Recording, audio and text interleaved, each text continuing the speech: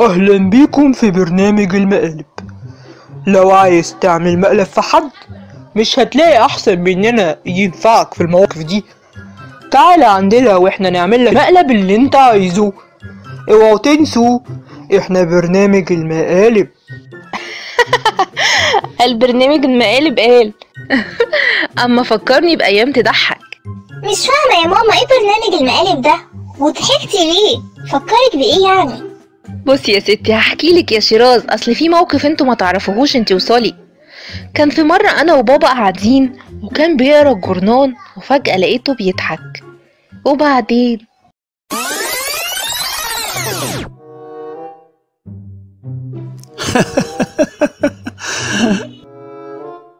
ايه اللي بيضحكك يا احمد وانت بتقرا الجورنال؟ اما يا زينة حتة اعلان تحفة. اعلان ايه ده؟ اعلان بيقول اللي حابب يعمل مقلب في حد يجي عندهم او يتصل بيهم. مقلب؟ ايه التفاهة دي؟ ساعات يا زينة الواحد بيبقى محتاج لشوية فرفشة وهزار يخرجوه من جو الملل شوية. ايه ده يعني افهم من كده انك عايز تعمل مقلب في حد ولا ايه؟ مش عارف بس شكلي كده هعمل مقلب في حد. بجد؟ اوعى تعمل مقلب فيا. اطمني يا زينة، لو كنت هعمل فيكي مقلب ما كنتش هقولك. امال يا ترى بتفكر تعمل المقلب في مين؟ اوعى تقولي انك ناوي تعمل المقلب في سولي وشيراز. اكيد لا طبعا، دول لسه صغيرين. حيرتني يا احمد، امال عايز تعمل المقلب في مين؟ والله يا زينة بفكر اعمل المقلب في عم علي. عم علي؟ الله يكون في عونك يا عم علي، شكل احمد ناويها كده. بقى ابدأ اتصل بالرقم اللي في الاعلان ولا اقولك انا هروح لهم بنفسي؟ خلاص انا هاجي معاك، وكويس ان سولي وشيراز عندنا الناه. طيب يلا بينا نروح دلوقتي.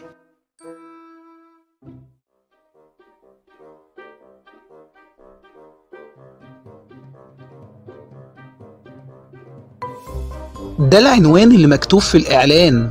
بس ده محل أكل. أهلا وسهلا، اتفضلوا، تؤمروا بأي حاجة. احنا جايين على العنوان اللي مكتوب في الإعلان بتاع المقالب، بس مش عارفين هو صح ولا لأ. أيوة يا أستاذ، حضرتك في العنوان المظبوط، وأنا بقى مخرج البرنامج. اتفضلوا اقعدوا واستريحوا الأول. تحبوا تشربوا ايه؟ لا مش هقدر اشرب حاجة من عندكم لحسن تكونوا عاملين فيا مقلب. لا يا فندم اطمن ما تخافش، احنا نقدر برضو. ممكن حضرتك تشرح لنا المقلب ده هيكون عبارة عن ايه؟ ده مقلب الكاميرا الخفية، وزي ما حضراتكم شايفين ده مطعم اكل. انتم بقى كل اللي عليكم توصلوا لي الشخص اللي انتوا عايزين تعملوا فيه المقلب ده للمكان ده هو، واحنا بقى علينا الباقي. طب واحنا ازاي هنخلي الشخص ده يجي هنا؟ احنا بقى هنكدب كدبة صغيرة، هنقول ان المطعم ده بيقدم اكل ببلاش، وكل ما تاكل اكتر كل ما تكسب هدية. وطبعا هو اول ما هيسمع كده هيجي هنا على طول. وخصوصا لو كان عم علي. طيب دلوقتي انا هاخد منكم شوية بيانات عن الشخص اللي عايزين تعملوا فيه المقلب. نبدأ بالاسم. عم علي. طيب هل الراجل ده بيحب الهزار ولا هيزعل منكم في الآخر؟ لا عم علي طيب قوي، بيحب الهزار، متهيألي كده مش هيزعل مننا. أصله دايما متعود هو اللي يضحكنا، فاحنا قررنا المرة دي اللي احنا اللي نضحكه. طيب أنا هبدأ أشرح لكم المقلب عبارة عن إيه. بعد ما الشخص يجي وهو عارف إنه هياكل ببلاش، هنسيبه ياكل براحته خالص. وبعدين وبعد ما يخلص الأكل هنا بقى تبدأ الصدمة، هنطلب منه يدفع فاتورة الأكل اللي أكله. يا خبر. وطبعا في مقالب تانية هنعملها له بس هتبان في الفيديو اللي هنصوره. أنا مش متخيل عم علي هيعمل إيه ساعتها، ده أكيد هيزعل مني قوي، ولسه هيزعل أكتر في الموقف اللي انتم هتعملوه فيه في الآخر. ايه ده، احنا لسه هنعمل حاجة تاني اكتر من اللي هنعمله؟ بعد ما عم علي هيتصدم من صدمة الفواتير هيقابلكم كأنكم جايين تاكلوا في المحل بالصدفة. ازاي كده هيزعل؟ ده اكيد هيفرح لان هيشوفنا، وكده ممكن ساعتها يستنجد بينا. فعلا ده اللي هيحصل، بس انتم بقى هتعملوا كأنكم ما تعرفوهوش خالص ولا شفتوه قبل كده، وده هيجننوا اكتر. يا خبر، مش ممكن، ده مقلب صعب جدا. فظيع بجد، ده هيبقى تحفة. يبقى يلا بينا نبدأ الشغل وهنتصل بيه حالا.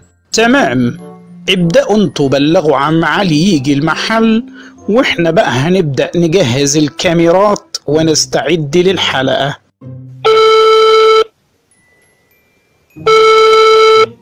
الو، ايوه يا عم علي، انا عندي ليك خبر جميل جدا. ايوه يا استاذ احمد، خبر ايه الجميل ده؟ اما بقى يا عم علي، عرفت لك حتة مكان بيقدم اكل جميل جدا وبلاش ومن غير ما تدفع ولا مليم.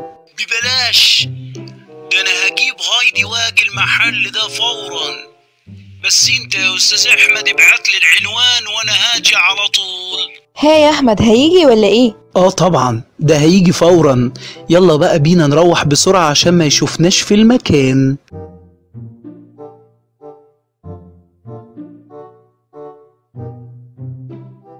هي يا استاذ، الكاميرا كده محطوطة في مكان كويس؟ كده محطوطة في مكان كويس جدا ومحدش هياخد باله منها. طب هو الشخص اللي هنعمل فيه المقلب ده هيجي امتى يا استاذ؟ زمانه على وصول. يلا روح انت اقف في مكانك كأنك البياع اللي في المحل. حاضر، انا هجهز حالا. وانا كمان هروح استخبى بقى ورا الكاميرا عشان الحلقة هتبتدي.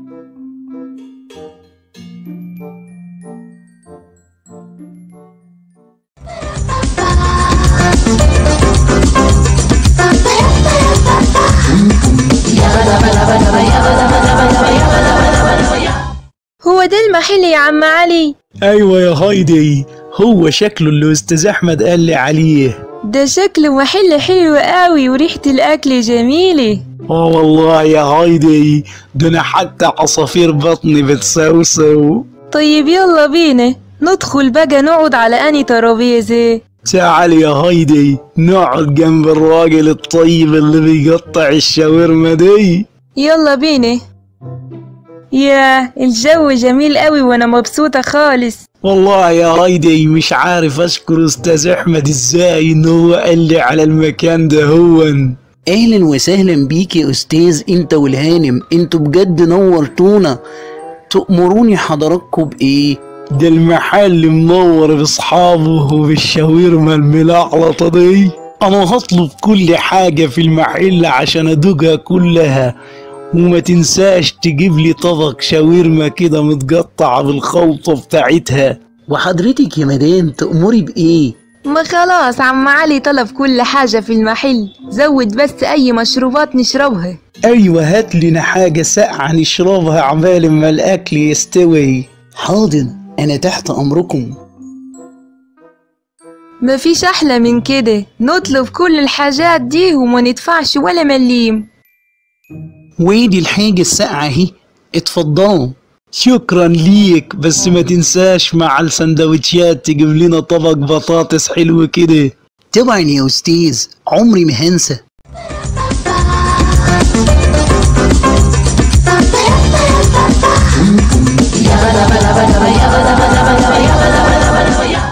اهلا بيكم اعزائي المشاهدين. دلوقتي بقى هيبدأ المقلب الاول في عم علي. المقلب عبارة عن اننا حاطين له ملح في الحاجة الساقعة بتاعته. يلا بينا نشوف هيحصل ايه. يا سلام على الحاجة الساقعة لما بتبقى ساقعة. وه وه وه يا دي شكلها ملحة قوي. يا ساتر، يا لهوي دي شكلها ملحة قوي. يا ساتر، غريبة قوي الحاجة الساقعة دي. يا معدتي، يا معدتي. مالك يا عم علي، مالها الحاجة الساقعة؟ دي شكلها غريب قوي يا هايدي، اوعي تشربي منها. هدوقها اني كمان. بلاش يا هايدي عشان النني. انا هدقتها وطعمها جميل وزي الفل، دي حلوة قوي وساقعة وجميلة. يبقى انا بقى اللي كان حظي وحش.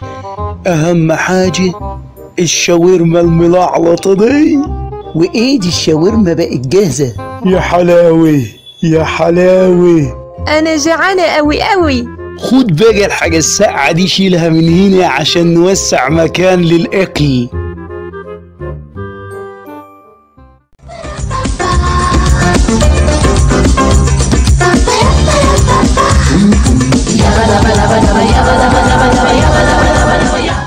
دلوقتي بقى يا أعزائي المشاهدين احنا داخلين على المقلب التاني. شايفين المنشار ده؟ ما تخافوش مش هقتله. تعالوا نشوف هنعمل بيه ايه.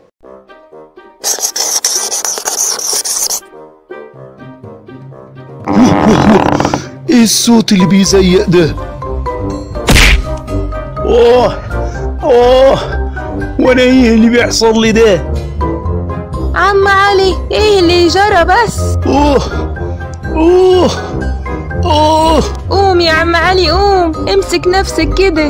باين كده حد باصص لي في الخروجه دي، وهو الراجل اللي هناك ده ما جاش شافني مالي ليه؟ انت يا عم يا بتاع الشاورما. تأمرني بحاجة حضرتك؟ أأمرك بحاجة؟ وانا مش باين عليا ولا ايه؟ مش فاهم يا أستاذ، قصدك ايه؟ يا عم ده انا لسه متشقلط من على الكرسي وانت ولا هنا. آسف جدا، أنا ما خدتش بالي من حضرتك. ثواني وهجيب لك كرسي تاني. بص يا عم علي الأكل كتير وحلو ازاي. عندك حق والله يا غايدي، الواحد مش عارف ياكل ايه ولا ايه.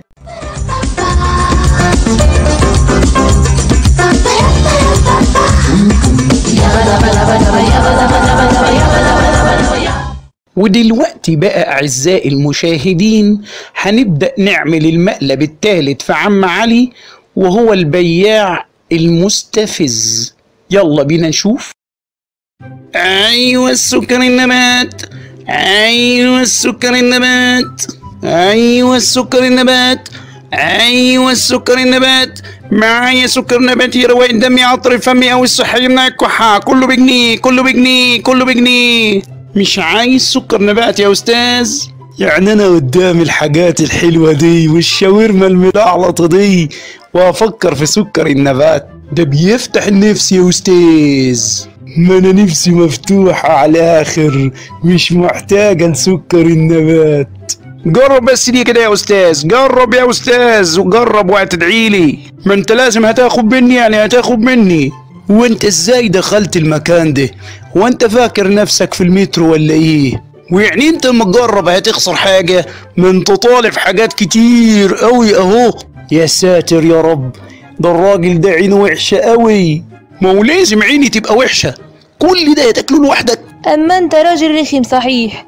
هات بقى واحدتين من سكر النبات وخلصني. مفيش أصلا سكر نبات، أصله خلصان.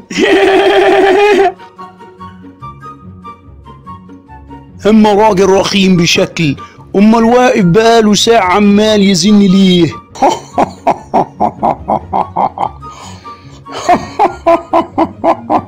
يلا كل يا عم علي ولا يهمك، سيبه وخلاص. عندك حق يا غايدي، انا فعلا عايز اكل بمزاج.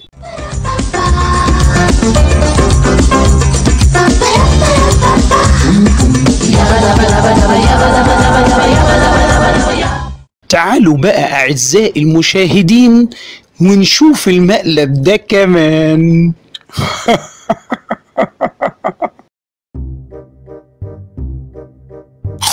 البطاطس الحلوة ده، لا وكمان مقرمشة من بره وطرية من جوه.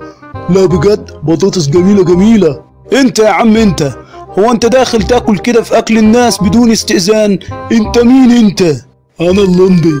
اللمبي مين؟ اللمبي؟ هو في حلاوة اللمبي ولا طعامة اللمبي؟ ده صقر كبير، ده كان فاضل لي يومين وصرت تنزل على الجنيه. ايه ده؟ هو انت اللمبي الممثل؟ ايوه سعادتك. انت بتتكلم بجد؟ ايوه سعادتك، انا بقى اللمبي الممثل. ده انا ليا في الجبال علامات. يا حبيبي، ده انا من اشد معجبينك، ده انا كنت هتجنن واشوفك. انت شكلك جعان قوي يا استاذ لمبي، اتفضل كل الاكل اللي انت عايزه وانا هبقى اطلب تاني. بس انا خايف ان انا هكون بضايقك، وانا كنت اتقول ان اللمبي الممثل ياكل من اكلي.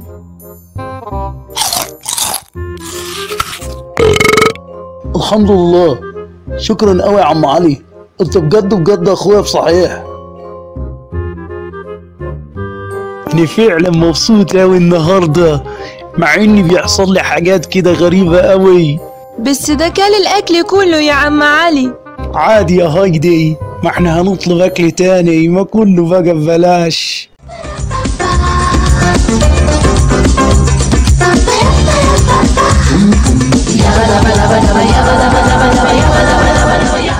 دلوقتي بقى أعزائي المشاهدين، يلا نشوف مع بعض المقلب ده. اتفضل يا أستاذ. ايه ده؟ دي فاتورة الحاجة اللي طلبتوها. طلبنا ايه بس؟ ده عم اللمبي هو اللي كل الاكل كله. احنا ملناش دعوة يا أستاذ مين اللي أكل الأكل، المهم حضرتك اللي طلبته. هو مش الاكل ده ببلاش؟ ببلاش؟ هو في حاجة ببلاش؟ شكلك حرامي يا أستاذ. ثواني، ولو ما دفعتليش المبلغ بتاع الفاتورة هتصل بالبوليس. هنعمل ايه يا عم علي؟ احنا دلوقتي في ورطة يا هايدي، انا في ورطة معيش فلوس لاني كنت عامل حسابي ان الاكل ببلاش. شكلنا هنروح السجن ولا ايه؟ والغريبة ان احنا ما كلناش حاجة اصلا. انا مش عارف استاذ احمد قال لي انه ازاي ببلاش.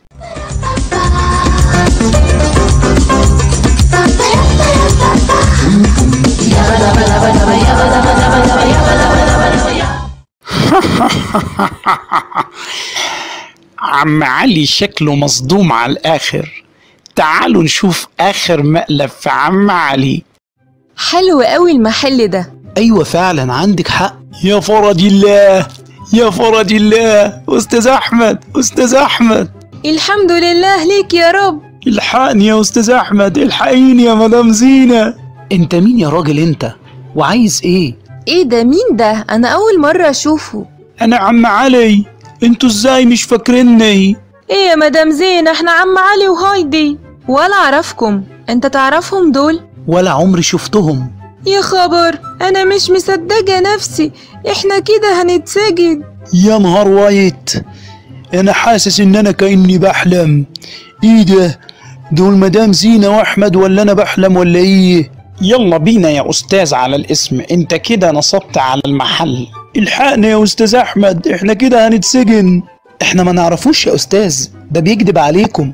تمام، انا اتصلت بالبوليس وزمانه جاي ياخدهم. يا لهوي، مش قادر اقف خالص، حاسس بدوخة كده ومش عارف اصلب طولي من اللي حصل.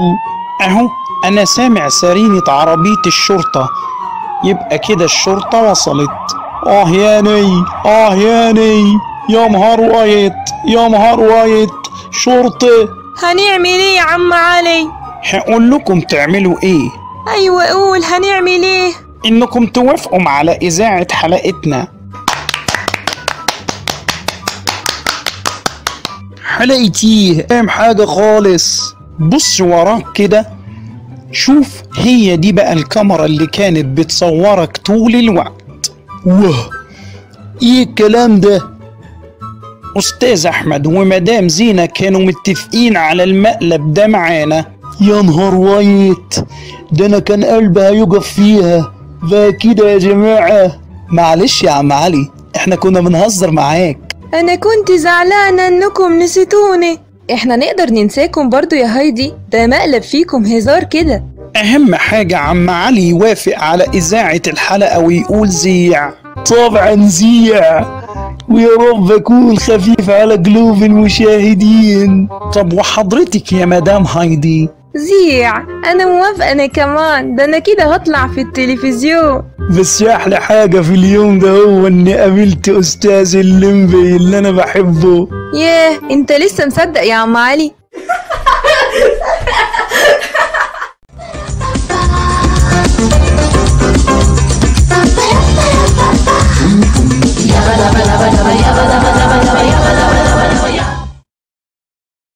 صحابي لو عجبكم الفيديو بتاعنا وكمان عايزين تتفرجوا على بقية الفيديوهات التانية الجميلة قوي قوي قوي اللي بتعجبكم خالص ومثيرة، يبقى لازم الأول تعملوا لايك للفيديو دوت، وكمان لازم تشتركوا في القناة وتدوسوا على الزر الأحمر ده عشان تبقوا مشتركين، ولازم تتفرجوا علينا وكمان تفعلوا الجرس علشان كل الفيديوهات اللي ننزلها جديدة تجيلكم على طول وتبقوا من أصحابنا. يلا باي باي.